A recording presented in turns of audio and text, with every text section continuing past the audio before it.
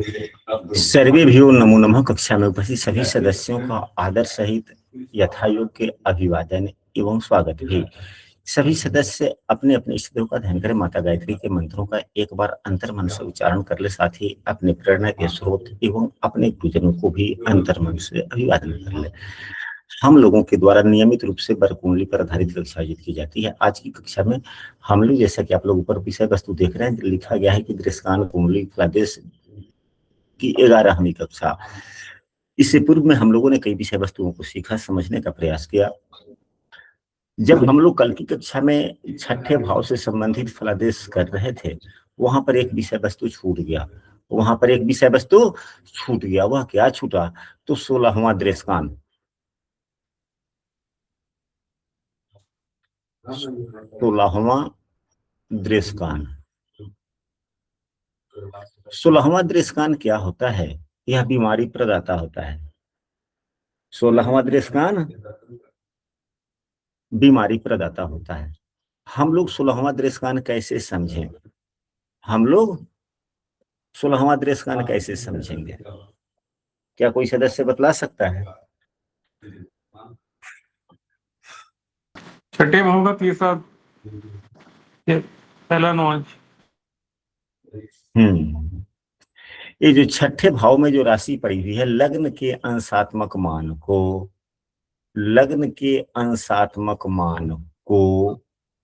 छठे भाव में रख देंगे। तो लग्न का अंशात्मक मान यहाँ पर इस कुंडली में 19 है। हम 19 यहाँ पे रख लिए। अब यहाँ मीन राशि का 19 अंश किस दृष्टान में जाएगा?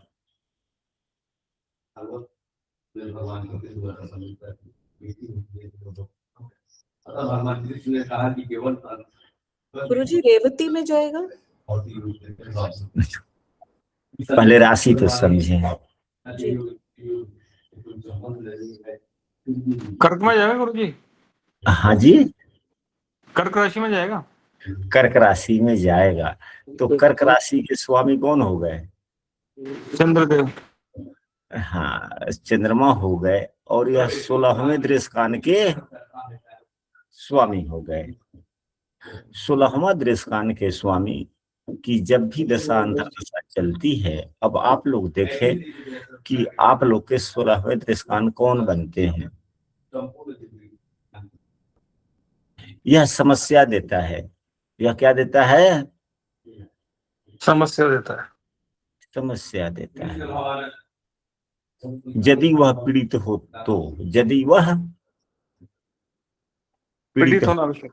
हाँ, तो यहाँ पर चंद्रमा छीन है, लेकिन पीड़ित चंद्रमा को कहा जाएगा या छीन कहा जाएगा? छीन कहा जाएगा गुरुजी। अमावस्या। हाँ, अमावस्या है, पीड़ित नहीं कहा जाएगा, छीन कहा जाएगा। केतु से दृष्ट नहीं है, शनि से दृष्ट नहीं है, मंगल से दृष्ट नहीं है, राहु से दृष्ट नहीं है, छीन है। तो यह भी सब छीन चंद्रमा भी समस्या देता है, लेकिन उतना नहीं देता जितना पीड़ित चंद्रमा समस्या देता है। अब यह किस प्रकार की समस्या देगा?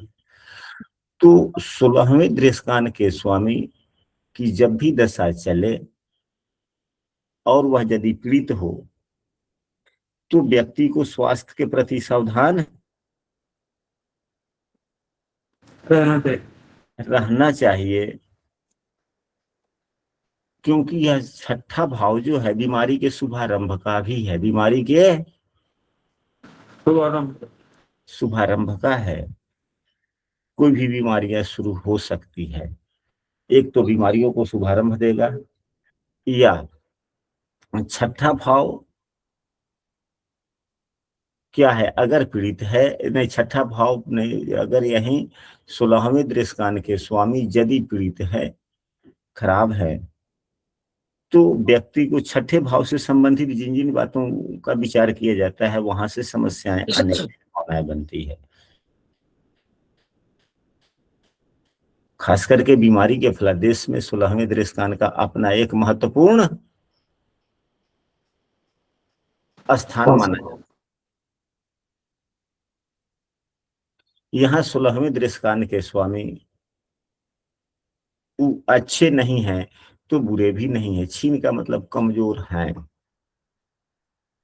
पाप कर्तरी में भी नहीं है। लेकिन पाप कर्तरी कहा जा सकता है, एक तरफ शनिदेव हैं तो दूसरी तरफ केतु हैं।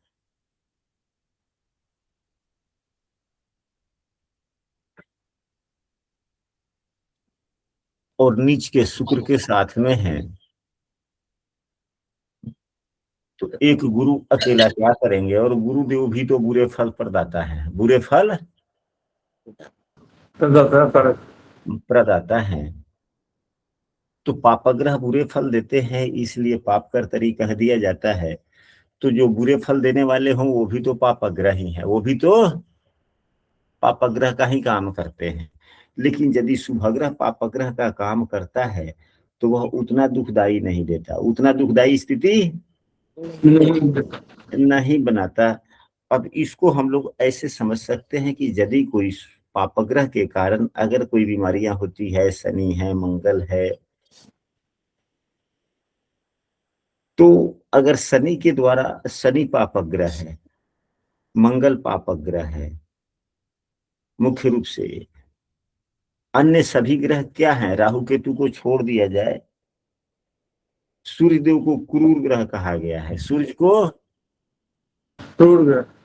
यहाँ पर हम लोग थोड़ा सा इस बात को समझ ले, सूर्य को क्रूर ग्रह कहा गया है, मंगल को पापग्रह कहा गया है, शनि को पापग्रह कहा गया है। राहु जिस प्रकार की स्थिति में होते हैं, राहु केतु के गुण धर्म अलग है। अब चंद्रमा हुआ, बुध हुआ, गुरु हुआ, शुक्र हुआ, ये सभी नैसर्गिक शुभाग्रह है, ये सभी नैसर्गिक शुभाग्रह है। चंद्रमा एवं बुध स्थितियों के आधार पर अपने गुणों को परिवर्तित करते रहते हैं। अब हम यह जानना चाहेंगे आप लोगों से कि शनि के कारण अगर कोई बीमारियां होती है या मंगल के कारण कोई बीमारियां होती है तो वो किस प्रकार के हो सकते हैं। शुक्र एवं गुरु के द्वारा या बुध के द्वारा या चंद्रमा के द्वारा अगर बीमारियां हो सकती है तो वो हमें क्या परेशानी दे सकता है। मंगल एवं शनि के द्वारा किस प्रकार के, क्या अंतर आप लोग समझते हैं।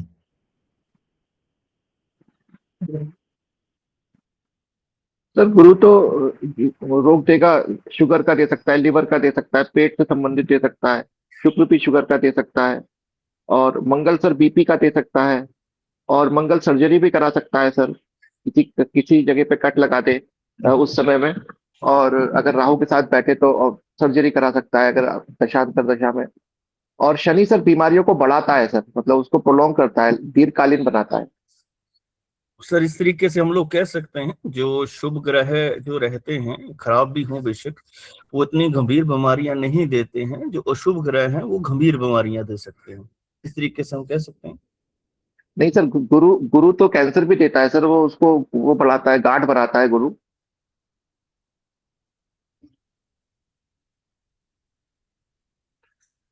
देखिए, समझना हम सबों को यह है, देखिए जो सामने वाला व्यक्ति जो बोल रहा होता है वह क्या बोलना चाहता है। आप लोगों ने जितनी बातें कही सब उत्तम ही है, उचित ही है। हमने यह कहा है कि बात शुभारंभ हुई है गुरु शुक्र के पाप फल देने की, तो गुरु यहाँ पाप फल दाता ग्रह है इसलिए पाप फल दे सकता है। शुक्र नीच के हैं, केतु पाप ग्रह है, शनि इधर पाप ग्रह है। हमने यह कहा कि जो पाप फल देने वाले हैं तो उनसे पाप कर्तरी माना जाना चाहिए, लेकिन ऐसी बातें लोग नहीं करते। लेकिन पाप फल तो दे रहे हैं, चंद्रमा के दोनों तरफ पाप फल देने वाले ही, खराब फल देने वाले ही दोनों ग्रह हैं, तो खराब माना जा सकता है। अब हमने यहाँ पर बीमारियों की बात की है, तो शनि से संबंधित जो भी कोई बीमारी होगी कष्टदायक होगा, दर्द वाला होगा, हमारी शारीरिक शक्तियों को छीन कर देगा, हमारी एक्टिविटी को समाप्त कर देगा, कष्ट होगा इस प्रकार से। मंगल भी होगा तो मंगल तीस दर्द इत्यादि देगा, सहनीय दर्द देगा। शनि भी से होगा संबंध बनाएगा तो शनि भी दर्द देगा, लेकिन वह शारीरिक शक्तियों को छीन करते हुए, यानी कि हमें लुंज पुंज कर देगा। हमें आवश्यक आवश्यकताओं के लिए हमें दूसरे पर निर्भर करना पड़ सकता है। कहीं गुरु शुक्र की बात की जाए तो ये लोग बीमारियां देते हैं तो अच्छा ही देते हैं। हालांकि बीमारियां कोई भी अच्छी नहीं होती, गंभीर होता है, लेकिन ये शारीरिक शक्तियों को उतना ही नहीं करते, दर्द उतना नहीं देते, टीस उतना नहीं देते, यानी कि उतना हम क्या नहीं करते, यानी कि एक दर्द देना और एक दर्द। गुरु जी जैसे शुक्र में शुगर हो जाता है, गुरु के कारण शुगर हो जाता है आदमी को, दवाई खाता रहता है, चलता रहता है बढ़िया से, कोई परेशानी नहीं है। लेकिन अगर शनि देंगे तो ठीक बेड पे ही बैठा देंगे 9 दिनों तक। हाँ वही बात है, जैसे कैंसर है चाहे कुछ भी, तो अब राहु है, उसको बीमारी को भ्रम में डाल देगा, यानी कि भ्रम में डालने का मतलब यह है कि काफी फैला देगा। एक तरफ से ठीक कीजिए तब तक दूसरे तरफ से चालू, दूसरे तरफ ठीक कीजिए तीसरे तरफ से चालू, इत्यादि।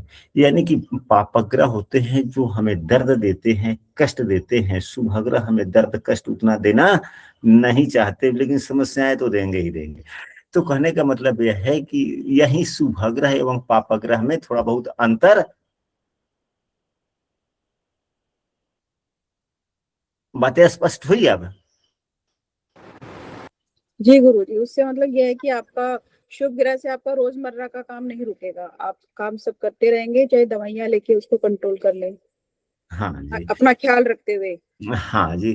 तो इसलिए अगर चंद्रमा के इधर शुक्र भी है, गुरु भी है, तो पाप कर्तरी तो बनता है, लेकिन यह उतनी समस्या नहीं देंगे जिससे व्यक्ति काफी परेशान हो जाए, वह उतना नहीं देंगे, इसलिए इसे पाप कर्तरी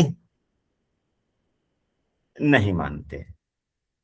हालांकि ये शुभग्रह है देवगुरु बृहस्पति, पाप फल दाता है, लेकिन उतना ही पाप बुरा फल देंगे जितना हमसे सहन हो सके, जितना हमसे सहन हो सके। सहन हो सके। जब सहन हो रहा है तब तक ठीक है। चलिए अब इसके बाद में हम लोग चलते हैं, कल की कक्षा में हम लोगों ने चर्चा किया था कि कुंडली के 7वें भाव से D3 कुंडली के 7वें भाव से हम लोग किन चीजों का विचार करते हैं, इसके बारे में चर्चा हुई थी। अब हम लोग 8वें भाव से विचार करते हैं।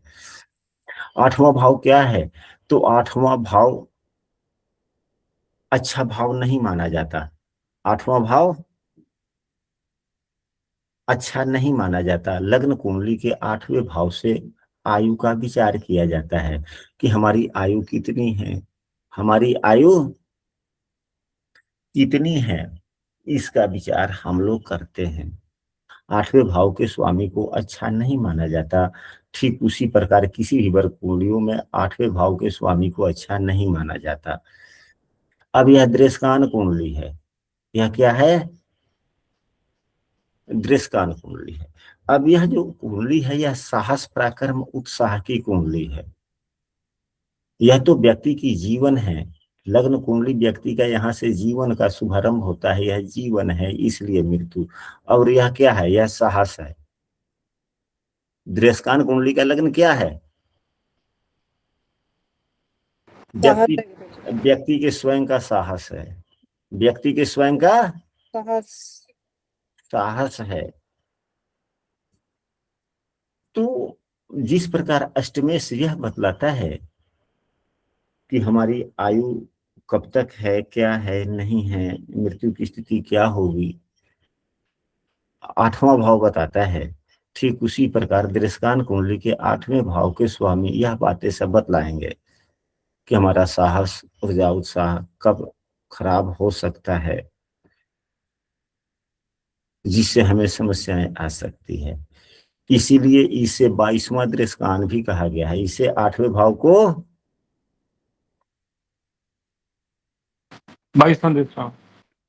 22वां दृष्कान कहा गया है।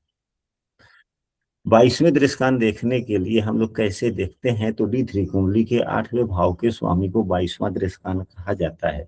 यह हर भाव पर लागू होता है। आयु के 2 स्थान हैं, 8वां एवं तीसरा। अब हमारी नौकरी कितने दिनों तक चलेगी, इसके लिए हम कौन सा भाव देखेंगे? तो 10वें से 5वां। हर भाव का अपना 22वां दृष्टान होता है, हर भाव का 8वां भाव होता है, हर भाव का 8वां भाव, हर भाव का तीसरा भाव होता है। तो जिस भाव का विचार करना हो उसके दृष्टान का को अवश्य देखना चाहिए, उसके दृष्टान को अब 22वें दृष्टान को अवश्य देखना चाहिए। लघु पराशरी पुस्तक में 22वें दृष्टान को खर कहा गया है। खर या हाँ, 8वें भाव को खर कहा गया है और उसके स्वामी को खरेश।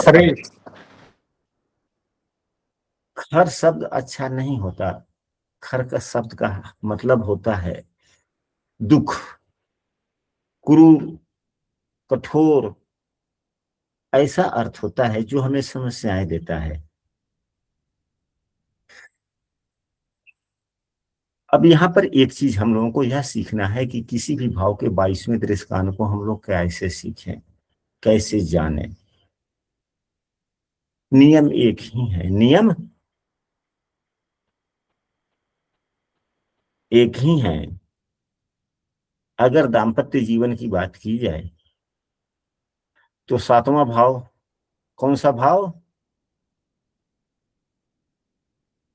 7वां भाव। तो 7वें भाव का खरेश कौन होगा? दूसरा भाव सर। ठीक है, यहाँ पे तो यह दूसरा भाव होगा, तो यह खरेश थोड़े हो जाएगा। अब लग्न का अंशात्मक मान 19 है, यहाँ रख लेंगे। अब इसको क्या करेंगे? अब 19 दूसरा यहाँ हो गया, तो यहाँ आएगा।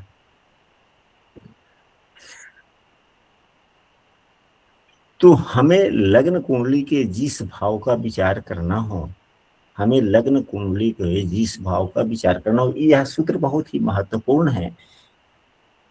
आप सभी अपने अपने कुंडली पर लगाकर देखें कि आपके किस भाव से संबंधित समस्याएं आती है ज्यादा कदा, या अक्सर किस भाव से ज्यादा समस्याएं आती है, उस भाव को देखें कि लग्न कुंडली का वह कौन सा भाव है। लग्न कुंडली का वह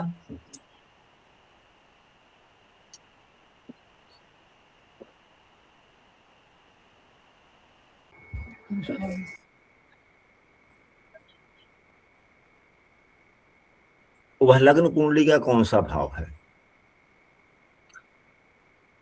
उसी भाव को D3 कुंडली में देखें, उस भाव का खरेश कौन बनता है।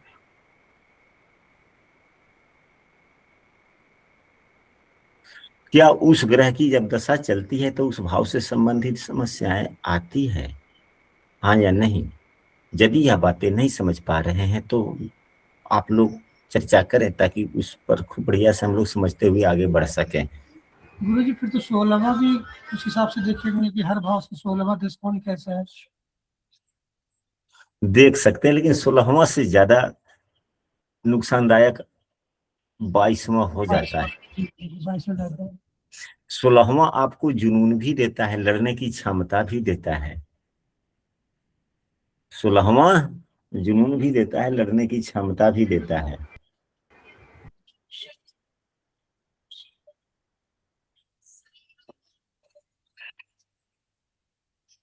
और यह शारीरिक बीमारियों की चीज है, और यह सिर्फ इसका संबंध मृत्यु से है। 16वां का संबंध सिर्फ रूटीन से है गुरु जी। हाँ जी, 16वां दृष्टान का संबंध सिर्फ रूटीन से रहेगा। हाँ, रूटीन इत्यादि, प्रतिस्पर्धा बीमारी का शुभारंभ इत्यादि। लेकिन 8वें भाव का यानी कि 22वां दृष्टान थोड़ा ज्यादा ही समस्या दे देता है। हमने अभी कहा कि किसी भी भाव का स्वामी, हम लोग आते हैं महत्वपूर्ण यह देखते हैं, दूसरे भाव को छोड़िए 10वें भाव पर ही आते हैं। 10वें भाव में लग्न के अंशात्मक मान को हम यहाँ पर रखते हैं, तो 10वें भाव का यह दूसरा दृष्कान कहाँ चला जाएगा? 10वें से 8वां यहाँ रखेंगे, 10वें भाव में नहीं रखेंगे, 8वें भाव में रखेंगे, 10वें से 8वां, तो यह 19 हुआ, 19, तो यह दूसरा दृष्कान हुआ। फिर बुधदेव हुए ना, जो दृष्कान कुंडली के 10वें भाव से 8वें हैं। गुरुजी एक बार दोबारा समझाइए। ये 10वें का मान लो 19 है, तो 19 में 30 जोड़ दिए। हम जिस कायदे से समझाना चाहते हैं बहुत ही सरल है, यदि समझ गए तो फिर इसके बाद में कभी समस्या ही नहीं आएगी। हमने कहा कि पुनः चलिए शुरू से चलते हैं, समझने का प्रयास करते हैं कि 22वां दृष्कान अच्छा दृष्कान नहीं माना जाता। यह इसको 22वें दृष्कान को खर कहते हैं और उसके स्वामी को खरेश, उसके स्वामी को खरेश कहते हैं। खरेश का मतलब ये होता है कि कष्ट देना, दुख देना, कठोरता देना इत्यादि समस्याएं देना। अब लग्न का 22वां दृष्कान, अब हर भाव में 3-3 दृष्कान होते हैं, तो 3 दूनी 6, 3 3 9, 3 6 12, 3 5 15, 3 6 18, 3 7 21, यहाँ पर आता है 22। तो लग्न के अंशात्मक मान को हम लोग 8वें भाव में रखते हैं और जो दृष्कान बनता है उसी के स्वामी को 22वां दृष्कान कहते हैं। यहाँ पर अगर 19 अंश है तो यह दूसरा दृष्कान में गया, दूसरा दृष्कान यानी कि उस राशि से 5वां, यानी कि यहाँ पर आया 6 नंबर की राशि। आप दृष्कान कुंडली में देखेंगे तो 8वें भाव में वही 6 नंबर की राशि बनी हुई है। तो 8वें भाव, दृष्कान कुंडली के 8वें भाव के स्वामी को क्या कहते हैं? खरेश। 22वां दृष्कान। 22वां दृष्कान कहते हैं और उसके स्वामी को 22वें दृष्कान का स्वामी कहते हैं, या इसे खर है तो खरेश कह लेते हैं। ठीक उसी प्रकार किसी भी भाव के खरेश को यदि देखना हो, किसी भी ग्रह के खरेश को देखना हो, तो पहले भाव तो समझे।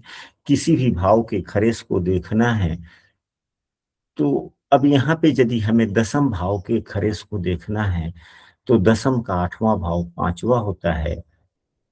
अगर 5वें भाव पर लग्न के अंशात्मक मान को रखते हैं तो फिर यहाँ दूसरा दृष्कान है, तो अब 5वें का दूसरा दृष्कान 5वें से 5वां हो जाएगा। तो यहाँ पर 3 नंबर की राशि है। D3 कुंडली में हम लोग देखते हैं तो यह पाते हैं कि D3 कुंडली के 10वें भाव से 8वें भाव में 3 नंबर की राशि लिखी गई है। इससे हम लोगों को क्या शिक्षा मिलता है? हम लोगों को यह शिक्षा मिलता है कि हमें लग्न कुंडली के जिस भाव का 22वां दृष्कान देखना है वह भाव हम लोग दृष्कान कुंडली D3 कुंडली में देखें। जैसे लग्न कुंडली के 10वें भाव का 22वां दृष्कान देखना है तो D3 कुंडली में 10वें भाव से 8वां भाव में जो राशि बनी हुई है वह 10वें भाव का 22वां दृष्कान। यहाँ से यह शिक्षा मिली। फिर इसके बाद में इसी चीजों की फिर पुष्टि के लिए किसी और भाव का देख लेते हैं कि घर के सुखों का हनन, घर के सुखों का हनन या समस्याएं, तो यह चौथा भाव है। तो चौथे भाव का 22वां दृष्कान देखना है तो अब यहाँ चौथे से 8वां भाव ये हो गया, यहाँ पर धनु राशि है।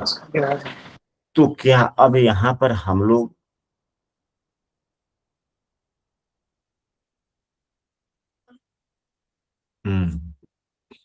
सर वो 8वां देखेंगे ना, चतुर्थ का अष्टम, हाँ 11वां भाव देखेंगे हाँ तो तीसरा ये भाव आएगा यहाँ पर तनु। हाँ, तो चौथे से 8वें भाव में 19 नंबर की राशि लिखेंगे। 19 अंश हो गया तब 19 का यह दूसरा दृष्कान है, तो फिर इससे 5वां या धनु राशि आ गया। पुष्टि हो गई जी गुरु। क्या सूत्र बन के निकला?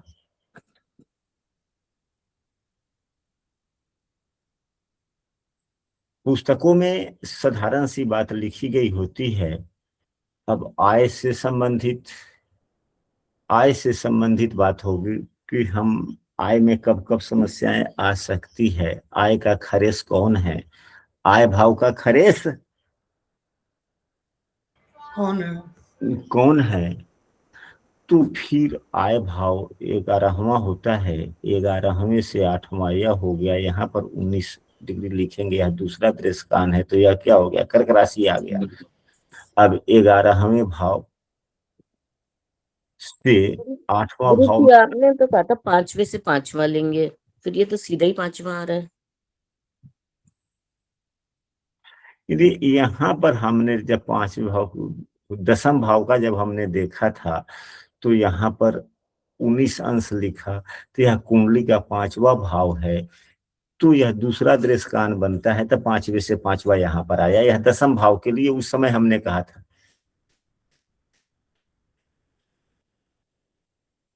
तो यहाँ भी 19 अंश है, तो यहाँ भी 5वें से 5वां लेना चाहिए। दूसरा D3 में तो अपने आप बन ही गया ना, वो D3 में तो बन ही गया ना, अपने आप ही आ गया ना बन के, पहले से ही बन गया। आप एक बार रिकॉर्डिंग देखिएगा तब समझ में आएगा, आपको दोबारा समझने की जरूरत पड़ रही है। यहाँ पर यदि आय भाव का अगर हम लोग खरे से देखते हैं, तो आय भाव के 8वें भाव में 19 संलग्न का अंशात्मक मान हमने रखा, तो यह दूसरा दृष्टान है, 23 से 5वां 4 नंबर की राशि बनी। अब आय भाव से 8वें भाव में 4 नंबर की राशि है। हम लोगों ने क्या शिक्षा प्राप्त किया,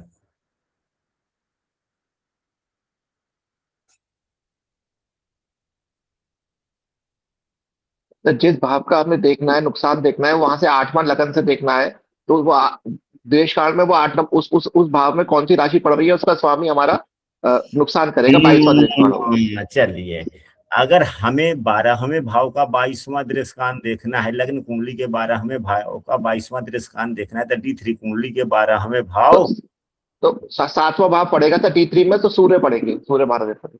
हाँ जी, तो उस भाव से जो 8वां भाव हुआ, उस भाव के लिए वह। अब आप लोग देखें कि आप लोगों को किस ग्रह की दशाएं चल रही है, अंतरदशा वर्तमान में किस ग्रह की चल रही है। जी गुरु जी, मेरी शनि की चल रही है। आपके शनि की चल रही है। ये शनि देव की मूल त्रिकोण राशि आपके D3 कुंडली में किस राशि में पड़ी हुई है।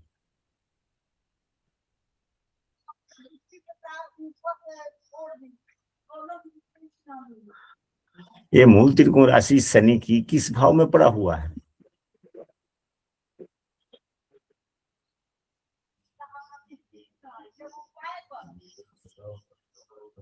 सर सप्तम भाव में, सप्तम भाव में, सप्तम भाव में पड़ रहा है। ठीक है, दृष्टान कुंडली के सप्तम भाव में है ना। जी गुरु जी, दृष्टान कुंडली के सप्तम भाव में गुरु जी। तो दृष्टान कुंडली के सप्तम भाव में यह है, तो यह किसका 22वां दृष्टान हुआ, यह तो 12वें भाव का 22वां दृष्टान हुआ। 7वां भाव 12वें भाव का 22वां दृष्टान हुआ ना। जी गुरु जी, 7वां भाव। जी जी जी गुरु जी। और अगर तो 10 नंबर की राशि यहाँ है, तो यह 11वें भाव का 22वां दृष्टान हुआ। यानी कि आपके लग्न कुंडली के 11वें एवं 12वें भाव के 22वें दृष्टान बने या नहीं बने। जी गुरु जी, 12वें भाव के 22वें दृष्टान बना हुआ। अच्छा, 12वां भाव पर समस्या, यानी कि क्या समस्या, तो 12वां भाव साधारणतया खर्चे का है, थोड़ा मानसिक यातना होगा तो कुछ भी। तो क्या 12वें भाव खर्चा उर्चा पर में काफी समस्या है, या अनावश्यक खर्च इत्यादि की पुष्टि उष्टि मिलती है कि नहीं मिलती। जी गुरु जी, अनावश्यक खर्चे तो रहता है, आपसे बताया था। पैसे की बर्बादी वगैरह, मतलब खर्च का मतलब बर्बादी होता है ना। जी गुरु। तो फिर आया कि नहीं आया? जी तो गुरु जी, इसके लिए यह जो है खरेस का लग्न मतलब बुरे फल प्राप्त करने के लिए या बुरे फल मिलने के लिए यह जो है इसकी लग्न कुंडली में खरेस का पीड़ित होना आवश्यक है। जरूरी। जरूरी जरूरी। अगर लग्न में वह लग्न कुंडली में पीड़ित है तो समस्याएं हैं। आप लोग भी इन सूत्रों को अपने अपने कुंडली पर लगाकर देखें कि आपके किस ग्रह की अंतर्दशा चल रही है सामान्यतः। जब चर्चा हो तो खूब बढ़िया से हो, नहीं तो नहीं। गुरुजी गुरुजी बुध की चल रही है मुझे, हाँ जी, बुध ग्रह की चल रही है, शनि में, मंगल में बुध। अच्छा चलिए ठीक है। यदि बुध की अंतर्दशा चल रही है तो बुध की मूल त्रिकोण राशि 6 होती है, मूल त्रिकोण राशि की प्रधानता ज्यादा होता है। तो आपके दृष्कान कुंडली में 6 नंबर की राशि कहाँ है?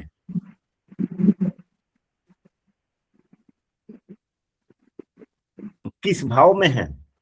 11वें भाव में गुरुजी। अब यह 11वें भाव में 6 नंबर की राशि है, तो किस भाव से 8 में है ये? चौथे से माता चौथे चल रही है। तो चौथे भाव से और क्या ये जो है खरेस जो आपके बुधदेव बने लग्न कुंडली में पाप ग्रहों से पीड़ित है या पीड़ित अवस्था में है बुधदेव? सूर्य के साथ है गुरुजी। तो सूर्य के साथ बुध को पीड़ित नहीं माना जाता।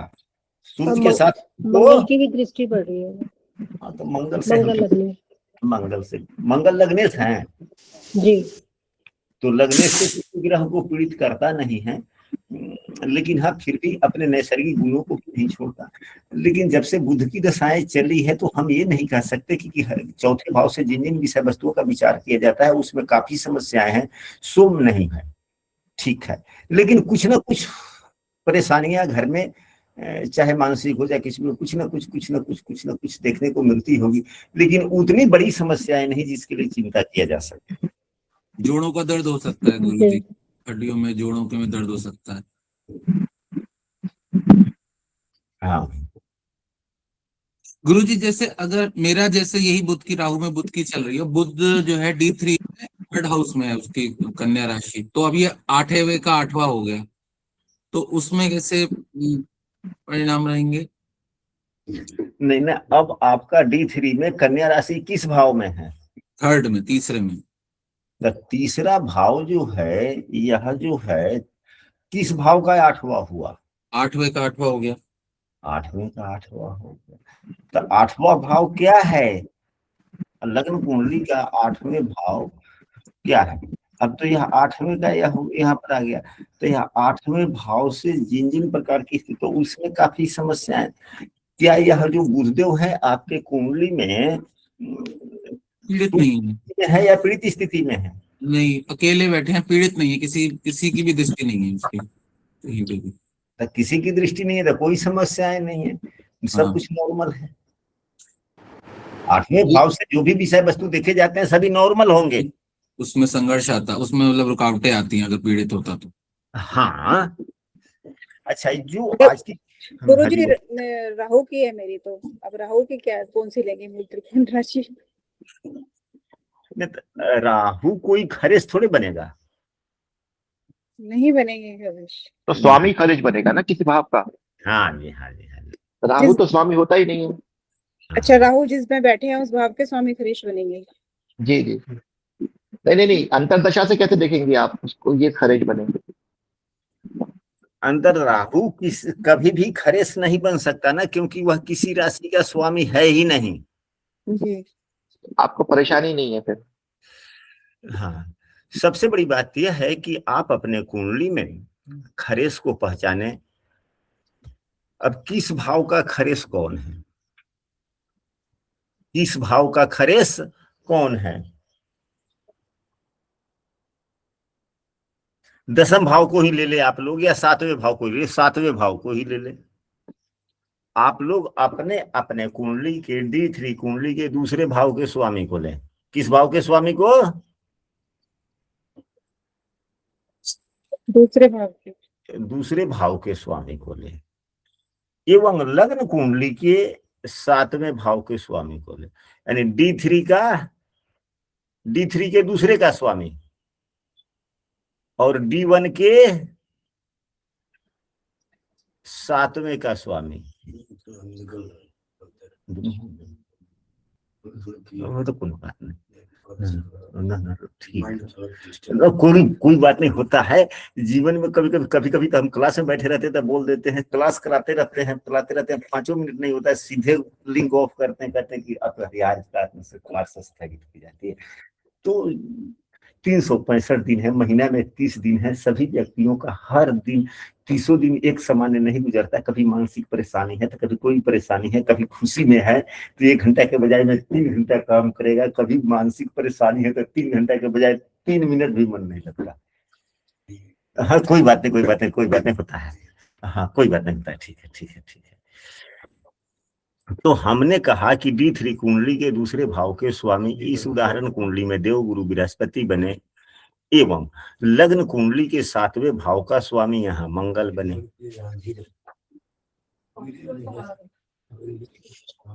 अब देखिए, क्या इस कुंडली में अभी हम लोगों ने किस भाव का विचार किया इस कुंडली के आधार पे?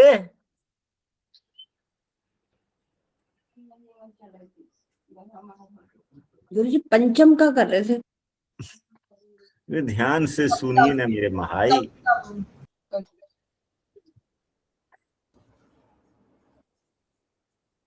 अष्टम चल रहा था। हमने कहा जो हम बात बोले सिर्फ वह ध्यान से सुन के नोट करें। मैं ये नहीं कहता कि हम पुनरावृत्ति नहीं कर सकते, करेंगे, लेकिन पुनरावृत्ति करने पर आधे से अधिक आदमी पहली बार में ही सभी बातों को सुन लेते हैं, समझ लेते हैं, उस पर अमल कर लेते हैं। और अगर कोई व्यक्ति उस बात को ध्यान से नहीं दिया और उस पर नहीं अमल किया, एक ही बात को 3 बार 4 बार रिपीट करते तो दूसरे का समय जाया होता है। तो यदि दूसरे का समय जाया हो रहा है तो फिर हमारे लिए ही नुकसान है। चलिए पुनः जो है यह D3 कुंडली के D3 के दूसरे के स्वामी एवं D1 के 7वें के स्वामी को नोट करें। अब ये दोनों को नोट कर लिए तो D3 के हो गए दूसरे के स्वामी गुरु, D1 के 7वें के स्वामी हो गए मंगल, हो गया। आप लोग भी अपने अपने कुंडली के नोट कर लिए।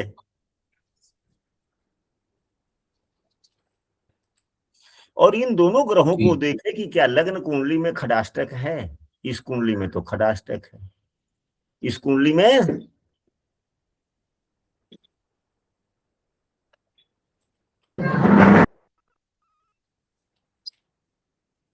है गुरुजी।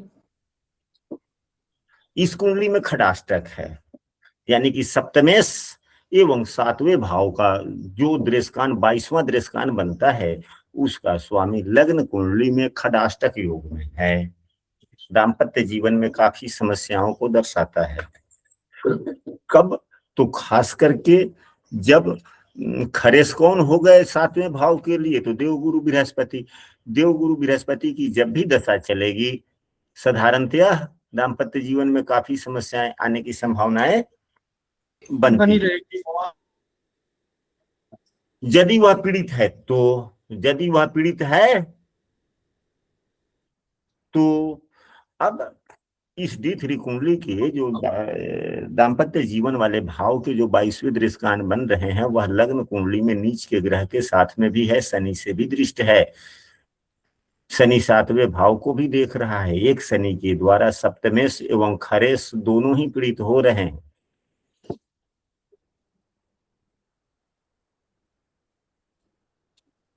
जी गुरुजी। तो जब भी देवगुरु बृहस्पति की दशाएं चलेंगी, क्या वैवाहिक जीवन में समस्याएं आएंगी या नहीं आएंगी? आएंगी गुरुजी, बिल्कुल आएंगी, हमेशा रहेंगे। जब भी देवगुरु बृहस्पति की दशाएं चलेंगी, अंतर्दशा चलेगी तो समस्या रहेंगी। और यह तो समस्याएं जीवन भर रहेगा, हल्का फुल्का समस्याएं जीवन भर रहेगा। लेकिन जब भी देवगुरु बृहस्पति की दशा चलेगी तो थोड़ी ज्यादा ही हो जाएगी, किसी भी ग्रह की अंतर्दशा क्यों ना हो। खास करके मंगल की महादशा हो और देवगुरु बृहस्पति की अंतर्दशा हो, या देवगुरु बृहस्पति की महादशा में मंगल की अंतर्दशा हो तो और ज्यादा, क्योंकि खरेस की महादशा में भाव के स्वामी की अंतर्दशा चलेगी, दोनों खराष्टक योग होंगे।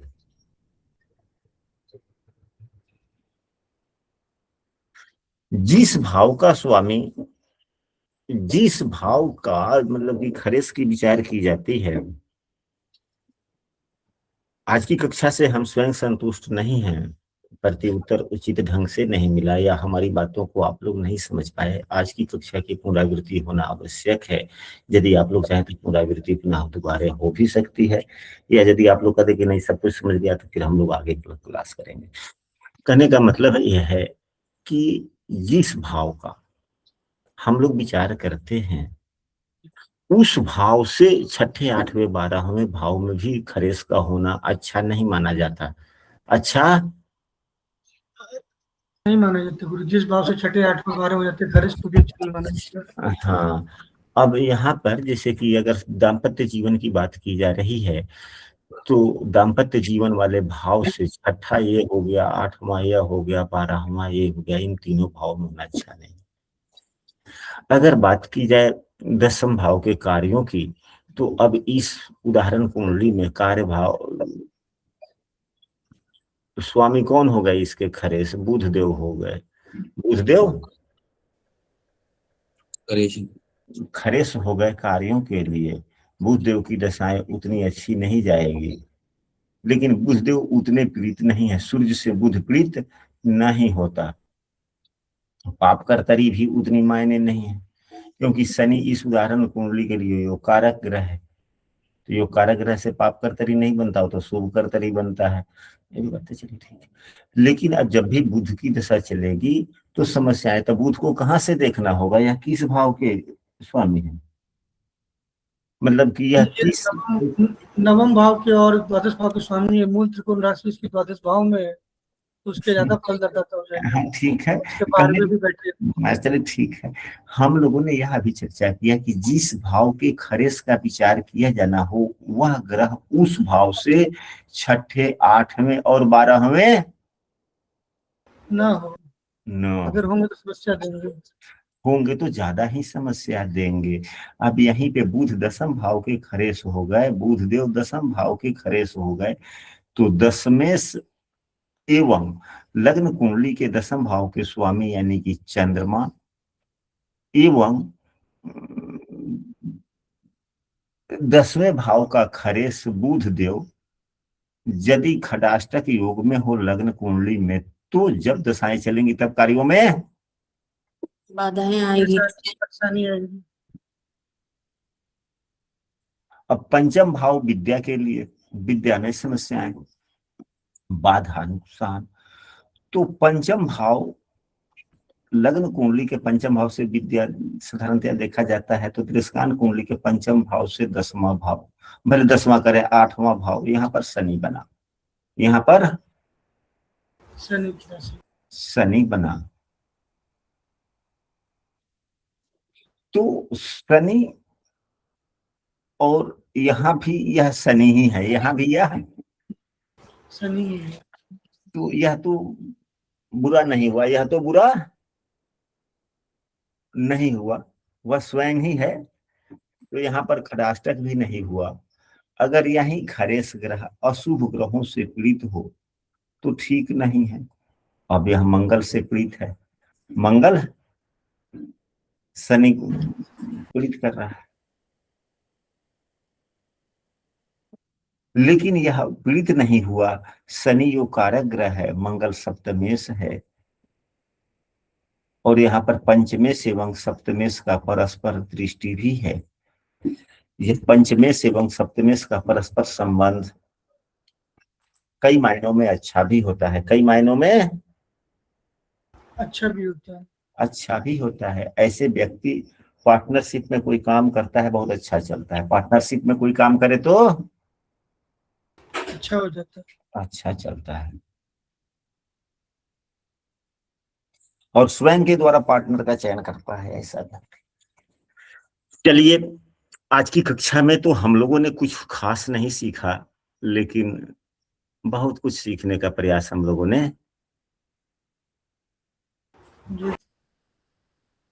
अच्छा ही सीखा। नहीं तो नया कंसेप्ट सीखा है सर हमने। हाँ, नया सीखा है और अच्छा है। नया सीखा है सर, नया कंसेप्ट था सर। जितना जितना अच्छे समझ में आया वो अलग बात है, पर सीखा है सर। मैंने कहने का मतलब यह है कि कक्षाएं का मतलब ये होता है, कुछ नियम होते हैं कक्षा के कि क्लास में जब भी जुड़िए ऐसे व्यक्ति की कुंडली साथ में रखिए जो व्यक्ति वयस्क हो, एक, और उसके जीवनी के बारे में आप जानते हो, दो, नहीं तो आप अपनी ही कुंडली रखें। ये नहीं जांचने के ख्याल से नहीं कि हाँ कुंडली कल आई थी देखने के लिए वहीं कुंडली रख लेते हैं, यहाँ पर क्लास चलेगी कुछ एक आध बातें पूछ लेंगे, कुछ तो पता चल जाएगा, फिर गड़बड़ हो जाता है।